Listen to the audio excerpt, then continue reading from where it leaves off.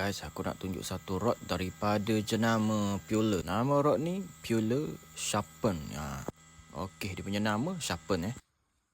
Untuk rod ni dia ada 2 piece dan 4 piece punya.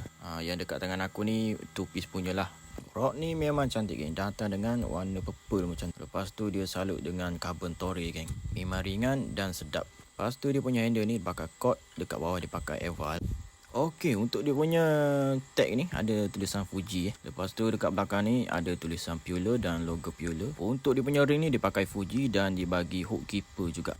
Okey geng, untuk receipt dia ni dia pakai carbon Torre juga dan ada bling-bling macam tu, memang cantik geng. Warna dia memang menarik. Hitam, lepas tu campur bling dan ada warna purple lah. Untuk dia punya poundage 16 lb. Lower weight dia 3.5 ke 30 gram. Dan dia punya panjang pula 6 kaki 6. Memang cantik geng rod ni. Okey, kalau korang boleh nampak dia punya blank ni memang braiding edge. Dia punya finishing tu memang kemas sangat. Untuk dia punya cincin dia pakai cincin Fuji. Full cincin Fuji. Daripada atas sampai ke bawah semua Fuji dia pakai geng.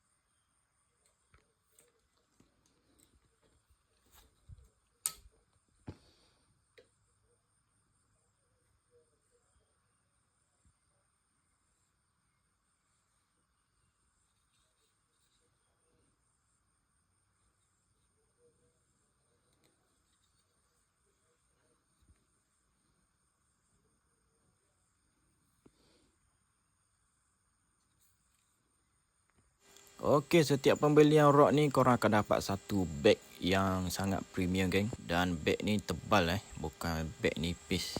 Lepas tu ada logo Pureler dan dia punya nama lah, Pureler Sharpen. Okey geng, kalau korang berminat dengan rod Pureler Sharpen ni, aku sediakan bag kuning kat bawah.